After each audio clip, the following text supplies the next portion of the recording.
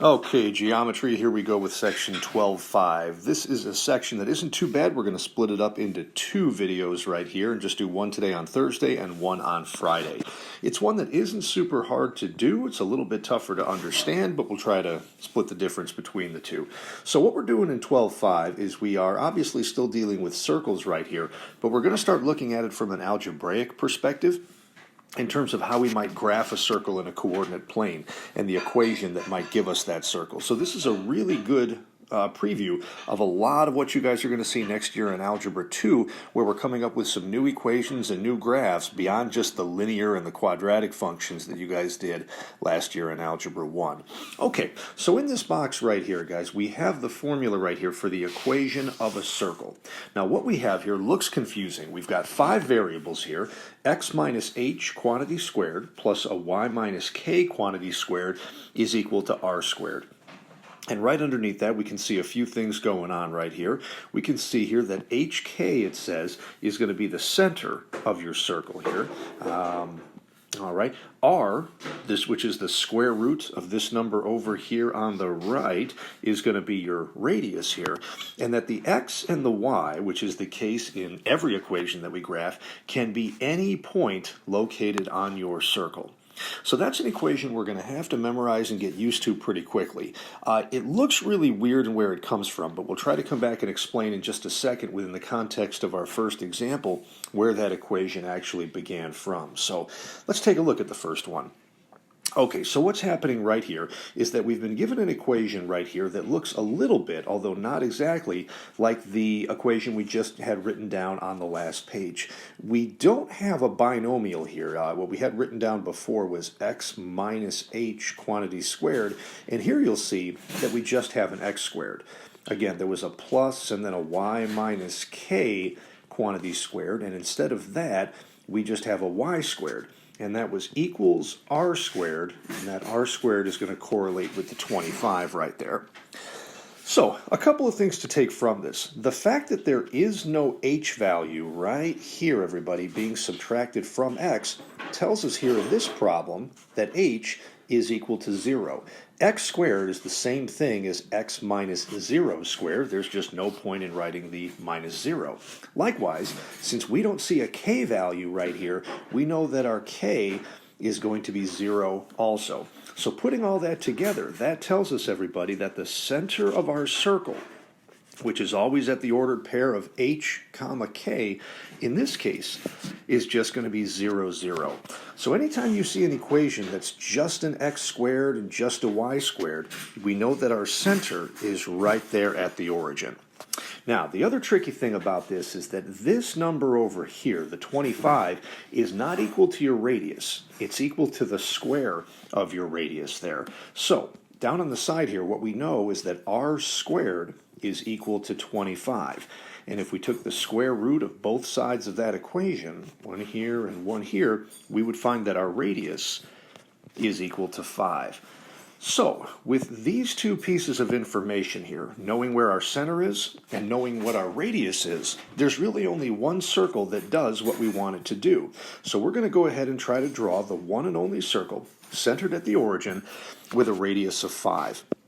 And what a lot of people find helpful is, after you've located the center, to kind of go north 5 units, south 5 units, east 1, 2, 3, 4, 5 units, and west 5 units as well. And those are 4 of the points that are on your circle. And now to go ahead and try to connect all of those with something that kind of looks like a circle and does something like that. Obviously not a perfect graph here. So the good news is we're done with that problem. We've graphed that circle on the coordinate plane, but what's a little bit unclear there is what exactly it is that we've actually accomplished here. So let's take just a minute and see if we can't figure out a couple of things that are going on right here. Okay, the first thing to realize is that anytime we graph anything out there, all of the ordered pairs that are on that particular graph there should match up with the original equation and give us a true statement. So I wanted to check that at just a couple of points. Like, for example, this one right here, which is the ordered pair of 0, 5. Now, by us saying that that point is on the graph, that should give us a true statement when we plug those values for x and for y back in here to this equation. So let's check that real quick. At that point, x is 0, so we get 0 squared, which is 0, plus y squared, well, y is 5, and 5 squared is 25. So we get here 0 for x squared plus 25 for y squared should equal 25. And sure enough, that one works out.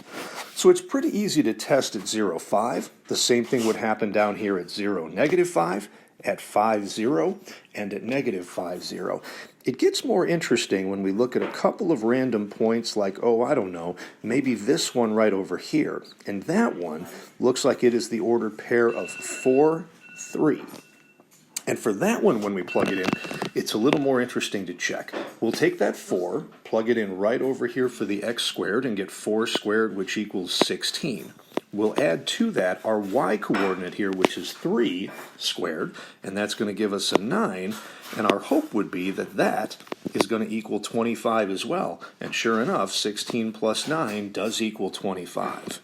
So it actually works at that point there for 3. And there's a few other ones that would work as well. Right next to that almost is the ordered pair 3, 4. And if we did that, it would be the same equation as this one right here, just reversed. 9 plus 16 equals 25. And it would work anytime those numbers were negative as well. So there's an infinite number of ordered pairs that actually work here.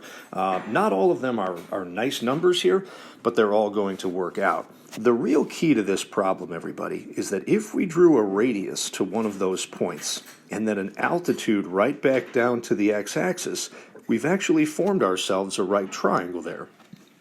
And looking at the ordered pair 4, 3, this distance right down here is the same as our x value, which is 4. This distance right over here is our vertical piece. That's the same as our y value, so that's 3.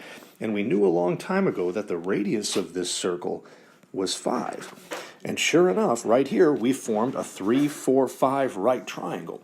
So in a weird way of looking at it, the equation of a circle right here is really based on the Pythagorean theorem. X minus h gives you the length of your horizontal leg, y minus k gives you the length of your vertical leg, and r is the length of your hypotenuse. So really, this is just another variation on leg squared plus leg squared equals hypotenuse squared. Okay, let's do another one right here, and this one's going to get just a little bit more complicated. In this one, everybody, now things are being moved around just a little bit, and we're not exactly quite at the origin anymore. But let's see what's going on.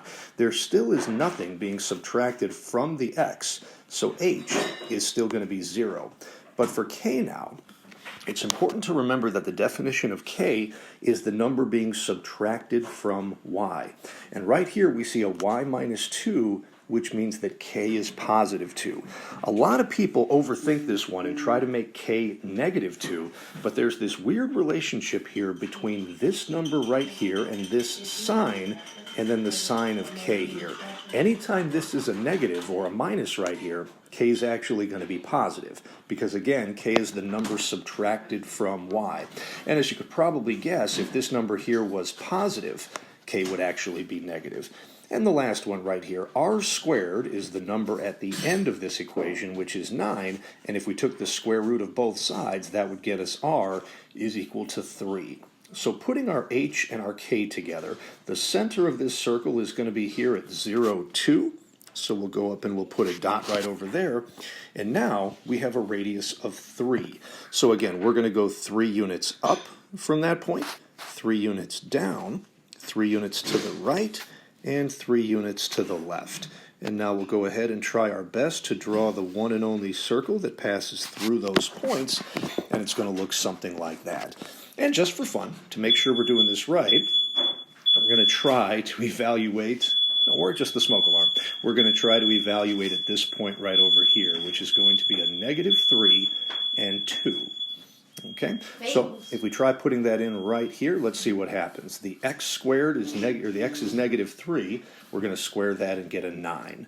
Plus, we have a y minus 2. Well, our y coordinate is 2, and the 2 minus 2 is 0. Squared is going to be 0, and all of that should equal 9.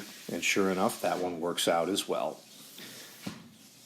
And one more example for today, and this is going to be the most complicated of the ones that we've done, but hopefully we're getting the hang of it. Okay, as we look right here, h is the number being subtracted from x. I see a -1 right there. That means that h is going to be +1. K is the number being subtracted from y. Now what they're actually doing here is taking y plus 4, and adding 4 is the same thing as subtracting -4. So as we said earlier, anytime you have a plus right here, you're going to end up with a negative number here. Anytime there's a minus, you're going to end up with a positive here. And lastly, r squared, the number on the right side of the equation, is 16, and that means then that we'll take the square root of both sides and get r is equal to 4. So, putting these two pieces of info together, our center is going to be at the ordered pair 1, -4, and our radius right here of 4 tells us what we need to do. So let's plot our center. 1 to the right, and 1, 2, 3, 4 units down gets us right here to that point there.